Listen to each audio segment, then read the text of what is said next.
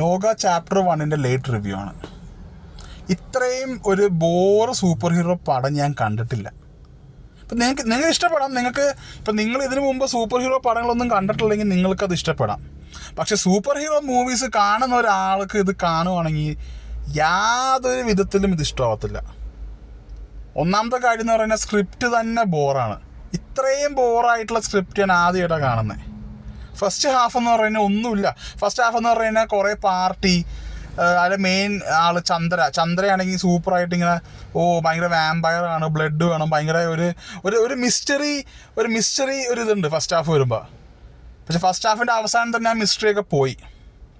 Okay, വവ്വാല് കടിച്ചു, പണ്ടത്തെ രാജാവ് വന്ന് ഇത് ചെയ്തു, പ്രാർത്ഥിച്ചത് ഇഷ്ടപ്പെട്ടില്ല, അപ്പോഴേക്കും അവിടെ വന്ന് കൊന്നു കളഞ്ഞു. അപ്പോഴേക്കും വവ്വാല് കയറി കടിച്ചു, അപ്പോൾ വവ്വാലിൻ്റെ പവർ കിട്ടി. ശരി, നിപ്പ വൈറസ് ഇവിടെ ഉള്ളപ്പോൾ വവ്വാലിൻ്റെ പവർ നല്ല കാര്യം, അത് കുഴപ്പമില്ല, ഒരു കഥയാണ്. പക്ഷെ അത് കഴിഞ്ഞാൽ പിന്നെ ഫസ്റ്റ് ഹാഫിൽ എന്താ ഉള്ളത്? ഫസ്റ്റ് ഹാഫിൽ വേറെ ഒന്നുമില്ല ആ പടത്തിൽ. സെക്കൻഡ് ഹാഫ് വരുമ്പോൾ എന്താണ്? സെക്കൻഡ് ഹാഫ് എന്ന് പറയുന്നത് ഇനി വരാനുള്ള പടങ്ങളുടെ ഒരു ടീസർ പോലെ. ടൊവിനോയുടെ ക്യാമിയോ, സൗബിൻ, മമ്മൂട്ടി. ഓക്കെ, നിങ്ങൾക്ക് ഭയങ്കര ഒടുക്കത്തെ കാസ്റ്റാണ്, ഒടുക്കത്തെ ഭയങ്കര ഫാൻ ഫേവറേറ്റ് ആക്ടേഴ്സ് ഉണ്ട്, ഒടുക്കത്തെ ഒരു എന്താ പറയുക. പക്ഷെ ഒരു ഫിലിം എന്ന് പറയുമ്പോൾ അതിൻ്റെ അടിസ്ഥാനം എന്ന് പറയുന്നത് അതിൻ്റെ സ്റ്റോറിയാണ്. ഈ പടത്തിന് ഒരു സ്റ്റോറിയും ഇല്ല. പടത്തിൻ്റെ വില്ലനെ എടുത്തോ, സിനിമയിലെ വില്ലൻ എടുത്തോ, എത്ര ഒരു ജനറിക് ആയിട്ടുള്ള ഒരു വില്ലനെ നമുക്ക് കൊണ്ടുവരാമോ അത്രയും ജനറിക് ആയിട്ടുള്ളൊരു വില്ലൻ. ബൈ ഡിഫോൾട്ട് വില്ലൻ ഒരു സൈക്കോ ആണ്. വില്ലന് പവർ കിട്ടും. ആരുടെ പവറാ? മെയിൻ ക്യാരക്ടറിൻ്റെ അതേ പവർ. എൻ്റെ പറയും മെയിൻ ക്യാരക്ടറിനെ ചന്ദ്രനേക്കാളും പവർഫുള്ളാണ്, വെയിൽ കൊണ്ടാലൊന്നും കുഴപ്പമുണ്ടാവില്ല, എന്നിട്ട് പൂ പോലെ തോപ്പിച്ചുകൊണ്ടും പോവും. യാതൊരു വിധത്തിലുള്ള ഒരു ക്യാരക്ടർ ഡെവലപ്മെൻറ്റും ഇല്ല പടത്തിന്. ഇതാണോ ഒരു super hero movie? Minnal Murali, കോവിഡിൻ്റെ ടൈമിൽ ഇറങ്ങിയ മിന്നൽ മുരളി എന്ത് അടിപൊളി പടമായിരുന്നു. അതാണ് ഒരു സൂപ്പർ ഹീറോ മൂവി എന്ന് പറയുന്നത്. അതിൽ ക്യാരക്ടേഴ്സിന് ഡെപ്ത് ഉണ്ട്, ഇതിലൊരു ഡെപ്തും ഇല്ല. ഇത് ചുമ്മാ ഓവർ ഹൈപ്ഡാണ് പടം. കുറേ ഇൻഫ്ലുവൻസേഴ്സ് കണ്ടിട്ട് പടം സൂപ്പർ എന്നും പറഞ്ഞ് ഹൈപ്പ് കയറ്റി വിടും, ആൾക്കാർ പോയി കാണും. അല്ലാണ്ട് ഇതിൽ ഒരു യാതൊരു വിധത്തിലുള്ള ഒരു ബേസിക് ആയിട്ടുള്ള ഒരു ഇൻട്രീഗിങ്ങോ ഇൻട്രസ്റ്റിംഗ് ആയിട്ടുള്ള ഫാക്ടറും ഇല്ല. പടം കഴിഞ്ഞ് കഴിയുമ്പോൾ നമ്മൾ പോയിട്ട് യൂട്യൂബിലൊക്കെ ആൾക്കാർ ഇതാണ് അതിൻ്റെ കുറേ പുറകിൽ വലിയ കുറേ കാര്യങ്ങളുണ്ട് എന്നൊക്കെ പറഞ്ഞ്. പുറകിൽ കുറേ കാര്യങ്ങളുണ്ടെങ്കിൽ ഞാൻ എന്ത് ചെയ്യണം? ഞാൻ പടം കാണാൻ പോയി 2.5 മണിക്കൂർ, ഞാനിപ്പോൾ ഒരു 200 ടിക്കറ്റ് എടുത്തുകൊണ്ട് 300 ടിക്കറ്റ് എടുത്തുകൊണ്ട് ചിലപ്പോൾ 500 ഒരു 1000 ആയിരിക്കും. ആ ഒരു പൈസ എടുത്തിട്ട് ഞാൻ ടിക്കറ്റിൽ 2.5 മണിക്കൂർ സിനിമ കാണുമ്പോൾ, സിനിമ കണ്ടു കഴിഞ്ഞിട്ട് ഞാൻ പോയി യൂട്യൂബ് കണ്ട് എനിക്ക് കഥ മനസ്സിലാക്കണമെങ്കിൽ പിന്നെ എന്തിനാണ് ഞാൻ പടം കാണുന്നത്? യാതൊരു വിധത്തിലുള്ള ഒരു ഭയങ്കര പൂർലി എക്സിക്യൂട്ടഡ് ആയിട്ടുള്ളൊരു മൂവിയാണ്.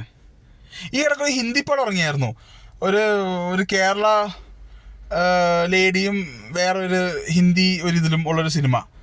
ഞാൻ സിനിമയുടെ പേര് ഞാൻ പറയുന്നില്ല, പടത്തിൻ്റെ പേര്. പക്ഷെ ഭയങ്കര ബാക്ക്ലാഷ് ആയിരുന്നു അതിന്. അതൊരു ഹിന്ദി നായിക ഒരു മലയാളിയായിട്ട് അഭിനയിക്കുന്നു, അതിന് മലയാളം സംസാരിക്കുന്നത് ശരിയാവുന്നില്ല എന്നൊക്കെ പറഞ്ഞുകൊണ്ട് ഭയങ്കര ഒത്തിരി അതായത് കേരള സ്ത്രീകൾ ഇങ്ങനെയാണോ നമ്മൾ ചിത്രീകരിക്കേണ്ടത്? അത് കറക്റ്റ് വാക്കാണ്, ചിത്രീകരിക്കേണ്ടത്. ഹിന്ദി മൂവിയിൽ ആ കേരള സ്ത്രീയുടെ പേര് സുന്ദരി എന്നായിരുന്നു. നിങ്ങൾക്ക് പിടിയിട്ടുണ്ടാവും, മിക്കവാറും നിങ്ങൾ സിനിമകൾ കാണുന്നവരാണെങ്കിൽ പിടിയിട്ടുണ്ടാവും. ഇത് ഭയങ്കര കോൺട്രവേഴ്സിയാണ്. എല്ലാവരും പറഞ്ഞു കേരള സ്ത്രീകളെ നോക്കൂ തരം താഴ്ത്തി മുല്ലപ്പൂ തലയിലിടുന്നു, ഡ്രസ്സിങ് ഇങ്ങനെ ഇടുന്നു, ഭയങ്കര ഒരു സ്റ്റീരിയോ ടൈപ്പ് ചെയ്യുന്നു, കേരള സ്ത്രീകളെ ഫ്രീ ആക്കണം, മറ്റതാണ് മറിച്ചതാണെന്നൊക്കെ പറഞ്ഞ്. ഈ ലോക എന്ന് പറഞ്ഞ പടത്തിൽ എന്തോ കേരള സ്ത്രീനെ കാണിക്കണത്? എൻ്റെ അത് എന്ത് പാർട്ടി ചെയ്ത് കുറേ കള്ളും കുടിച്ചിടക്കണതാണ് അതാണോ? അല്ലെങ്കിൽ ആണുങ്ങൾ എന്തോ കാണിക്കണത്? ഫുള്ള് പാർട്ടി ചെയ്തോ പെണ്ണു പിടിക്കാൻ പോകുന്നത് നോക്കടാ, സൂപ്പർ ചിരക്കടാ, അടിപൊളിയടാ. ഇതാണോ കേരള പയ്യന്മാർ? ഇങ്ങനത്തെ കുറേ മൊണ്ണകളാണോ കേരള പയ്യന്മാർ? ഇപ്പോൾ കേരള സ്ത്രീകളാണെങ്കിലും ആ വില്ലൻ്റെ ഇൻട്രൊഡക്ഷൻ സീൻ ഒരു ഒരു ഒരു ഒരു സ്ത്രീ ജോലി കഴിഞ്ഞിട്ട് ഒരു ബോയ് ഫ്രണ്ട് അടുത്ത് സംസാരിക്കും, ആടാ ഞാൻ വരികടാ. അപ്പോൾ ആ ബോയ് ഫ്രണ്ട്, ഓ ഞാൻ പറഞ്ഞതിൽ എടുത്ത്, അതെ നീ പറഞ്ഞു കഴിഞ്ഞാൽ എടുത്തേക്കുന്നത് എന്നും പറഞ്ഞ്. ഇങ്ങനെയാണോ കേരള സ്ത്രീകൾ റെപ്രസെൻ്റ് ചെയ്യേണ്ടത്? ആ ഒരു സീൻ എന്തിനാണ് ആ ഒരു സീൻ അവിടെ സെക്ഷുവലൈസ് ചെയ്യേണ്ട ആവശ്യം എന്താണ് അവിടെ? ഒരു സെക്ഷുവൽ ആയിട്ടുള്ള കനോട്ടേഷൻ കൊണ്ടുവരേണ്ട ആവശ്യം എന്തിനാണ് അവിടെ? ആ പെണ്ണിനെ ജോലി കഴിഞ്ഞിട്ട് പോകുന്നതായിക്കൂടെ, വീട്ടിലോട്ട് തിരിച്ചു പോകുന്നു, അപ്പോഴേക്കും ഇവർ ഫോളോ ചെയ്യാൻ വരുന്നു. അത് ഇവർ എന്തൊക്കെ സിനാരിയോ ഉണ്ടാക്കാം. പക്ഷെ വെള്ള സാരിയല്ലേ എടുത്തത്, അതല്ലേ ഇട്ടേക്കണത്, എന്തുവാണ് ഇത്? നമ്മൾ ബാക്കിയുള്ള ഭാഷകളിൽ ബാക്കിയുള്ള പടങ്ങൾ പ്രശ്നങ്ങൾ ഉണ്ടാക്കുമ്പോൾ ഫസ്റ്റ് നമ്മൾ മലയാളികൾ പറയും നിങ്ങൾ എന്താ ഇങ്ങനെ കാണിക്കണത്, ഇതല്ല മൂവീസ്. നമ്മൾ ഫസ്റ്റ് പോയി ട്രോൾ ചെയ്യും. ഇത് നമ്മുടെ സ്വന്തം ഭാഷയിൽ ഒരു ലോ ക്വാളിറ്റി മൂവി വരുമ്പം ഇൻഫ്ലുവൻസ് ചെയ്തെന്നും പറഞ്ഞ് നമ്മൾ ആ പടം പൊക്കി പിടിച്ചടക്കുക. വളരെ മോശമുള്ള പടമാണ്. ഫ്യൂച്ചറിൽ എന്താണ് പടങ്ങൾ, നല്ല പടങ്ങൾ വരുമായിരിക്കും. പക്ഷെ ഈ പടം വളരെ മോശമാണ്. എൻ്റെ 2.5 മണിക്കൂർ പോയി ഈ പടം കണ്ട്, ഉള്ള കാര്യമാണത്.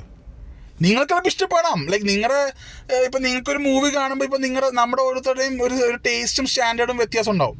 അപ്പം നിങ്ങൾക്കത് ഇഷ്ടപ്പെടാം. പക്ഷെ from A technical point of view ഈ പടം എന്ന് പറഞ്ഞാൽ ഒട്ടും കൊള്ളത്തില്ല. കോസ്റ്റ്യൂംസ് ആണെങ്കിലും കൊള്ളത്തില്ല. ഇപ്പം ചന്ദ്രയുടെ കോസ്റ്റ്യൂം ആണെങ്കിലും സ്നീക്കേഴ്സും കറുത്ത പാൻറ്റും ഒരു ടാങ്ക് ടോപ്പും ഇട്ട് കഴിഞ്ഞാൽ ഇത് സൂപ്പർ ഹീറോ കോസ്റ്റ്യൂം. ലൈക്ക് ഇത് എന്തോ സംഭവം. ഇത്രയും ജനറിക് ആയിട്ടുള്ളൊരു കോസ്റ്റ്യൂമേ കിട്ടിയുള്ളൂ. ഇതിനും കൂടുതൽ ജനറിക് ആയിട്ടൊന്നും കിട്ടിയില്ലേ?